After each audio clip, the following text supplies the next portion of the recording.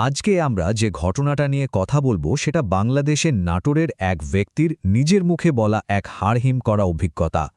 এই কাহিনীটা তার জীবনকে চিরদিনের জন্য বদলে দিয়েছিল। ভাবুন তো, কোনো গল্পের শুরুতেই যদি কেউ এমন কথা বলে, তাহলে বুঝতে হবে কতটা ভয়ঙ্কর হতে চলেছে সেই কাহিনী। চলুন আমরাও ঝাঁপ দিই সেই গা ছমছমে রহস্যের গভীরে। তো গল্পের শুরুটা হয়েছিল একটা মর্মান্তিক ঘটনার মধ্যে দিয়ে, যেটা ছিল পরবর্তী সব ভয়ঙ্কর অভিজ্ঞতার প্রথম ধাপ। সময়টা ছিল ২০০০ সাল। এক শান্ত বিকেল, মাঠে বসে থাকার সময় হঠাৎই একটা কান্নার আওয়াজ, সাহায্যের জন্য চিৎকার। ছুটে গেলেন হাসপাতালের দিকে। গিয়ে যা দেখলেন তাতে রক্ত হিম হয়ে যাওয়ার জোগাড়। ১৫ বছরের একটা মেয়ে বিষ খেয়েছে, আর তাকে ঘিরে মানুষের ভিড়। এক মুহূর্ত ভাবলেন না তিনি, মেয়েটাকে কোলে তুলে নিয়ে দৌড় দিলেন ইমার্জেন্সি কেবিনের দিকে, কিন্তু সব চেষ্টা বৃথা গেল। সেই রাতেই মেয়েটিকে মৃত ঘোষণা করা হলো। কিন্তু মৃত্যুতেই সব শেষ হয়ে গেল না, বরং ওটাই ছিল শুরু। মেয়েটার সেই নীলাভ শূন্য দৃষ্টি বর্ণনাকারীর মনে গেঁথে গিয়েছিল। তার বারবার মনে হচ্ছিল চোখ দুটো যেন ডেসপারেটলি কিছু বলতে চাইছে, আর এই স্মৃতিটাই তার জীবনের এক ভয়ঙ্কর অধ্যায়ের দরজা খুলে দেয়। কিন্তু একটা মর্মান্তিক স্মৃতি কিভাবে ধীরে ধীরে অলৌকিক আতঙ্কে রূপ নিল, চলুন এবার সেই দিকে যাওয়া যাক। ঘটনার প্রায় মাসখানেক পরের কথা। বর্ণনাকারী খুব অদ্ভুত সব স্বপ্ন দেখতে শুরু করলেন। স্বপ্নে তিনি দেখতেন ফুলে ফুলে সাজানো এক অচেনা জায়গায় তার বিয়ে হচ্ছে। একই স্বপ্ন, বারবার। এটাই ছিল প্রথম অশুভ সংকেত। কিন্তু সবচেয়ে বড় ধাক্কাটা ছিল অন্য জায়গায়। একদিন স্বপ্নে পালকিতে বসে থাকা কনে তার দিকে তাকিয়ে ঘুমটা সরাল আর জিজ্ঞেস করল, আমাকে চিনতে পেরেছ? বর্ণনাকারী দেখলেন এ তো সেই মেয়েটা যে তার কোলে মাথা রেখে মারা গিয়েছিল।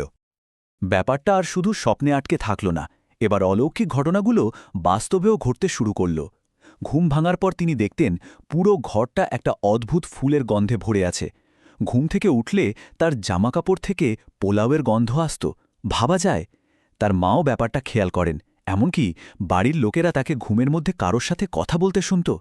পরিস্থিতি ক্রমেই হাতের বাইরে চলে যাচ্ছিল। পরিবারের সবাই তো ভীষণ চিন্তিত। তাকে নিয়ে যাওয়া হলো এক হুজুরের কাছে। সবটা শুনে হুজুর যা বললেন তাতে সবার ভয় আরও বেড়ে গেল। তিনি বললেন, একটা আত্মা বা যাকে বলে পরী তার ওপর ভর করেছে, আর সে কিছুতেই তাকে ছাড়তে রাজি নয়।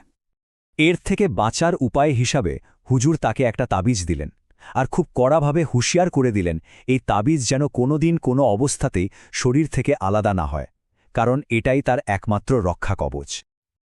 আর আশ্চর্যের ব্যাপার, তাবিজটা সত্যিই কাজ করল। প্রায় ২ বছর সব একেবারে শান্ত।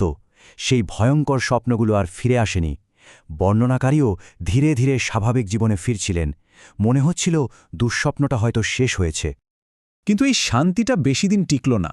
ছোট্ট একটা ভুল, আর সেই ভুলেই সব ওলটপালট হয়ে গেল। ঠিক এই সময়েই বর্ণনাকারীর জীবনে আসে রিমি। দুজনের মধ্যে ভালোবাসা হয়, বিয়ে করে নতুন জীবন শুরু করার স্বপ্ন দেখতে শুরু করেন তিনি। মনে হচ্ছিল সবকিছু আবার আগের মতো ঠিক হয়ে যাচ্ছে। কিন্তু একদিন মাঠে ফুটবল খেলতে গিয়ে ঘটল সেই অঘটনটা। খেলার ঝোঁকে কখন যে তার তাবিজটা ছিঁড়ে পড়ে গেছে তিনি টেরই পাননি। অনেক খোঁজাখুঁজি করেও আর পাওয়া গেল না সেটা। আর এই একটা ঘটনাই তার জীবনের সেই পুরনো দুঃস্বপ্নটাকে আবার ফিরিয়ে আনল। ঠিক সেই রাতেই আত্মাটা আবার তার স্বপ্নে ফিরে এলো। তবে এবার তার চোখে ছিল রাজ্যের অভিমান আর কষ্ট। সে কাঁদতে কাঁদতে বর্ণনাকারীকে একটাই কথা বলল, আমি তোমার জীবনে অন্য কাউকে আসতে দেব না। এটা আর কোনো আবদার ছিল না, ছিল একটা ঠান্ডা হিমশীতল হুমকি। স্বপ্নটা ভাঙার পর যা ঘটল তা আরও ভয়ঙ্কর। তখন রাত প্রায় ৩টে। তিনি দেখলেন তার ঘুটঘুটে অন্ধকার ঘরে কতগুলো ছোট ছোট আলো যেন ডাট করে এদিক ওদিক ছুটে বেড়াচ্ছে। এর একটু পরেই বাড়ির চারপাশ থেকে ভেসে আসতে লাগল শিয়াল আর কুকুরের যন্ত্রণায় কাতরাতে থাকা কান্নার আওয়াজ। মনে হচ্ছিল যেন কেউ ওদের গলা টিপে ধরেছে।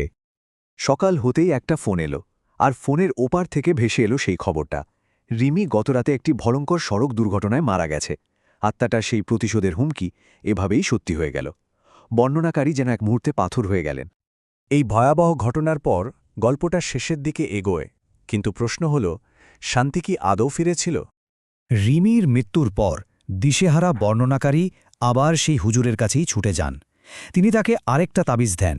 এরপর থেকে সেই ভয়ঙ্কর স্বপ্ন দেখা বা ওই ধরনের সরাসরি অলৌকিক ঘটনাগুলো ঘটা বন্ধ হয়ে যায়।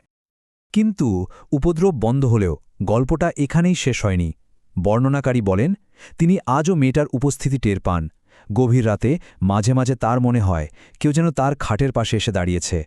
এমনকি কখনো কখনো তার কান্নার আওয়াজও তিনি শুনতে পান। গল্পটা শেষ হয় বর্ণনাকারীর নিজেরই করা একটা অমীমাংসিত প্রশ্ন দিয়ে। তিনি আজও জানেন না সেই আত্মাটা কি মুক্তি পেয়েছে, নাকি আজও তার না পাওয়ার অভিমান আর অভিযোগগুলো নিয়ে অপেক্ষা করে চলেছে।